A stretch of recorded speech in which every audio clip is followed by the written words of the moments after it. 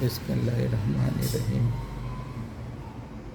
Star tuition classes Valsad, Gullu sir. આજે આપણે મેથ્સનું પહેલું ચેપ્ટર રિયલ નંબર્સ વાસ્તવિક સંખ્યાઓના જે મહત્ત્વના 2 પ્રકારના દાખલાઓ છે તે સમજાવીશ. ધોરણ 10 સ્ટાન્ડર્ડ 10 રિયલ નંબર્સ વાસ્તવિક સંખ્યાઓ. આ વિડીયોને સબસ્ક્રાઈબ કરો અને શેર કરો. Prove that √5 is irrational number. વર્ગમૂળમાં 5 એ અસમય સંખ્યા છે. તો પહેલે તો આપણે એના √5 કે √2 કે √11 કે જે કંઈ બી જેનો રૂટ નીકાળી શકાય એવી કંઈ બી સંખ્યા આપેલી હોય આ જ મેથડથી કરવાનું. બરાબર. તો √5ના સાથે આપણે એઝ્યુમ કરી લેવાનો એ ઓપન બી, જ્યાં એ એન્ડ બી આર કો પ્રાઇમ, યાને આ ઉપરની સંખ્યા અને નીચેની સંખ્યા અવિભાજ્ય સંખ્યા છે, એટલે કે જેના કોઈ બી સામાન્ય કોમન ફેક્ટર નહીં મળે, સામાન્ય અવયવ નહીં મળે એનો અને બીમાં. એ આપણે એઝ્યુમ કર્યો, ધાર્યો. બરાબર. જો સામાન્ય અવયવ આવે એટલે બેવનો એક સરખો અવયવ આવી જાય, બેવનો એક સરખો ફેક્ટર આવી જાય તો આપનો એઝમ્પશન આ રોંગ પડશે, આપણે જે રેશનલ એઝ્યુમ કરેલો છે. બરાબર. તો એ ઇરેશનલ પ્રૂવ થઈ જાય.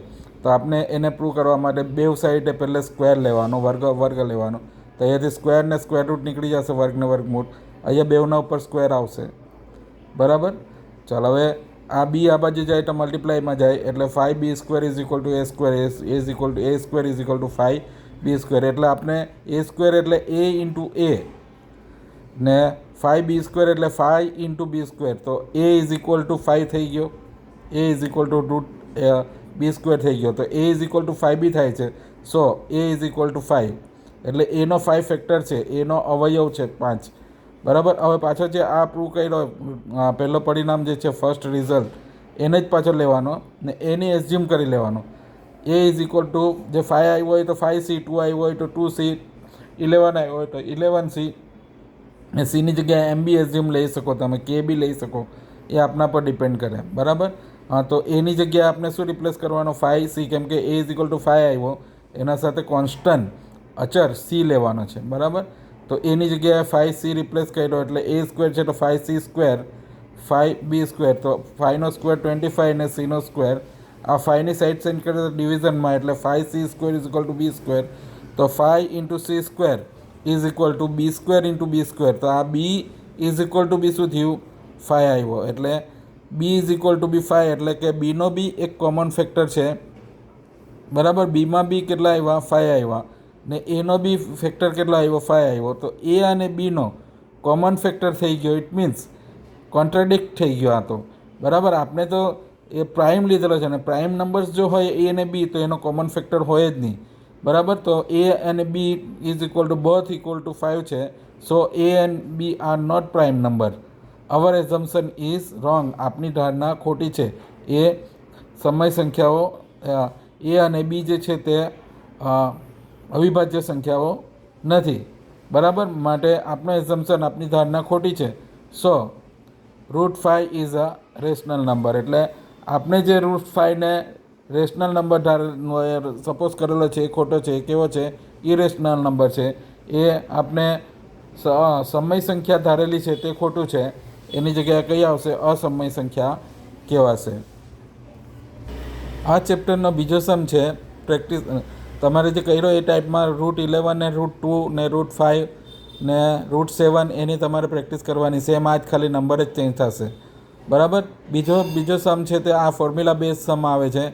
HCH and LCM, લસા અને ગુસા ફોર એ એન્ડ બી, એટલે કોઈ નંબર એ અને બી માટે એની ફોર્મ્યુલા બનશે. જો HCF શોધવાનો હોય તો a ઇન્ટુ બી એટલે બે નંબર ડિવાઇડેડ બાય LCM કરવાનો, ને LCM ફાઇન્ડ કરવાનો હોય તો અહીંયા LCM લઈ લેવાનો, તો અહીંયા ડિવિઝનમાં HCF લઈ લેવાનો. ફોર્મ્યુલા આટલી જ ચેન્જ થશે. આમ LCM ફાઇન્ડ કરવાનો તો LCM અહીંયા, તો HCH અહીંયા, ને HCF ફાઇન્ડ કરવાનો HCF અહીંયા, ને LCM અહીંયા લઈ લેવાનો. આ a ઇન્ટુ બી તો અહીંયા જ રહેવાનો છે. હવે બે નંબર લીધેલા છે. LCM ને HCF ફાઇન્ડ કરવાનો છે 315 એન્ડ 1275, 315 અને 1275નો. તો એના બેના ફેક્ટર ફાડવાના. એ ફેક્ટર 3ની રીતે બી ફાડી શકાય ને આ રીતે બી ફેક્ટર પાડી શકાય. બરાબર. તો એ ફેક્ટર પાડીએ તો એ ફેક્ટર પડ્યા 5 × 3 × 3 × 7 ને આના 5 × 5 × 3 × 17. તો 315ના ફેક્ટરને 1275ના ફેક્ટર્સ આ છે. તો એમાં બેમાં જે કોમન છે એના પર ટીક કરવાની, એ HCFમાં આવશે. તો 5 ને 5 કોમન છે તો એના પર બેના પર ટીક કરીને 5 લખી દો. પછી 3 ને 3 કોમન છે તો એના પર ટીક કરીને તે લખી દો. બરાબર. તો બીજો કોઈ કોમન નહીં મળે એ બેમાં, ને એક બી કોમન નહીં આવે તો HCF 1 થાય. બરાબર. તો આ બે કોમન છે, બીજો કોઈ કોમન નહીં મળે એ સિવાય, તો એ બેનો મલ્ટીપ્લાય કરી નાખો એટલે 15 HCF. હવે આ ફોર્મ્યુલામાં વેલ્યુ મૂકી દો. HCF ઇઝ ઇક્વલ ટુ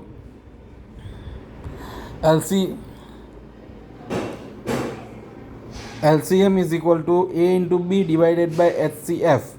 તો A into B divided by HCF આપ્યો 15. તો 1585 તો આ કેન્સલ થઈ જશે એટલે 315 ઇન્ટુ 85 એ બેનો મલ્ટીપ્લાય કરશે તો LCM આવશે. સોરી, HCF નહીં મળે, LCM આવશે.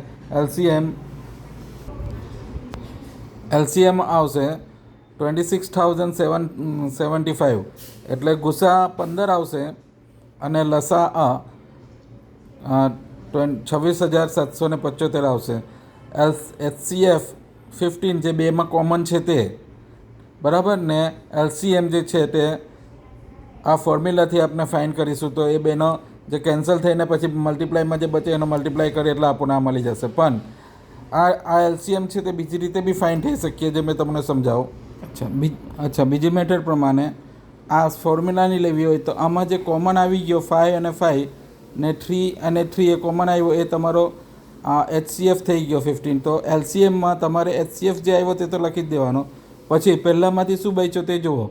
3 બચ્યો ને 7 બચ્યો તો 3 × 7. બીજામાંથી શું બચ્યો તો 5 ને 17 તો 5 ને 17. હવે આ બધાનો મલ્ટીપ્લાય કરો તો આ 15, આ 21 ને 85. 15 ને 21 ઇઝ ઇક્વલ ટુ 315 એટલે પાછો ત્યાં જ આવી ગયો જો આ. બરાબર. તો તમારો પાછો બી LCM તેટલો જ આવશે. તો LCM આ રીતે બી તમે ફાઇન્ડ કરી શકો. HCF ફાઇન્ડ કરી નાખો, એમાં ટીક મારો. ટીક સિવાયના જે બચ્યા તે HCF તો લખી જ દેવાનો, ટીક સિવાયના બચ્યા તે બી લખી દો. અને ત્રીજી મેથડ બી છે. HCFમાં તમારે જે કોમન જે છે તેમાંથી જેની ડિગ્રી ઓછી હોય, જેનો ઘાત ઓછો હોય તે લેવાનો, ને LCMમાં જેનો ઘાત મોટો હોય, ડિગ્રી મોટી હોય તે લેવાનો. એટલે તમારો આન્સર તો બી આ રીતે આવી શકે છે. Okay, best of luck. આ બે સમ ધ્યાનથી કરજો. આમાંથી આ બે સમ આવે જ છે. આ આવે કાં તો આ રીતના બીજા નંબર બદલીને પૂછી શકાય. Okay, best of luck.